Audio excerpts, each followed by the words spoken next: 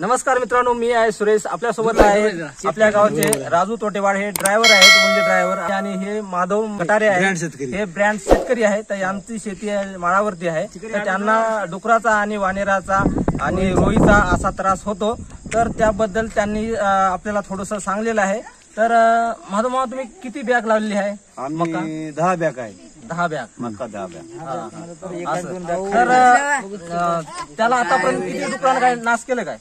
हो, माग खाली पहिल्या साधी. हा, आता नंतर सध्या झटका लावल्या तेव्हापासून नाही का? येत नाही. तरी तुम्ही शेतात जातच जात असता हो, तुम्ही. जाता. बरोबर. आणि आमचं शेजारी मुसळे पाटील आहे. मुसळे पाटील आहेत. अच्छा, डोसक्याला मका आली. तर त्यांची मका आधी लावली का तुमच्या आधी लावली? ना, आम्ही दोघांनी एकच बार एकदाच लावली. लावली.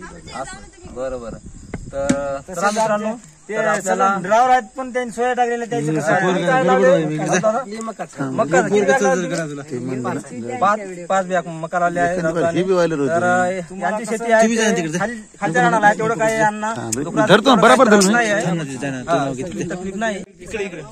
हा, माधव मामा, तुम्हाला काही जनावर काही डुकरं वगैरे काही सतत का शेतीसाठी?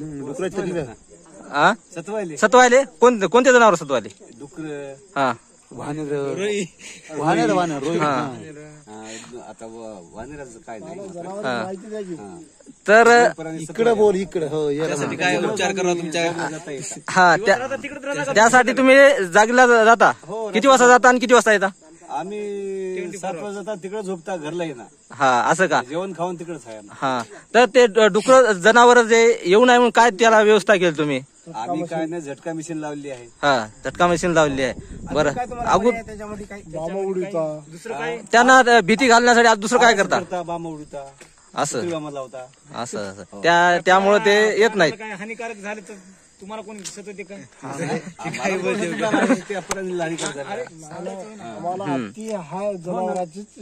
जनावरांची भीती. हा, दुसरं काय नाही, तुम्हाला फक्त जनावरांची भीती आहे शेतीसाठी. हा, तर यंदा पीक कोणतं काय लावलं तुम्ही? आम्ही मका लावला. मक्का लावलं. सर्व मक्काच आहे का? तिकडे घे ना सगळं. मका, सोयाबीन, हा, हे मुसळ्या पाटाच्या वावरामध्ये मका आहे. त्याने सांगितलं 2 गोष्टी बोला तुम्ही. आपलं नारायण आहे त्या ठिकाणी. त्याला रोयाचा लय त्रास आहे. हा, नारायण आकलवाड यांनी किती बॅग लावली तुम्ही? 2 बॅग. यांनी सोयाबीन लावलेलं आहे, मका नाही लावलेली आहे. तर अशा प्रकारे आपल्या इकडे गावाकडे अशी शेती असते. तर पहिल्या काळात कापूस जास्त लावत होते. तर कापूसाचा काही तेवढा फायदा होत नसल्यामुळे आता जनावर सत्व आल्यामुळे तर मका आणि सोयाबीन हे जास्तीत जास्त पीक आपल्या इकडे खेडेगावामध्ये घेत असतात.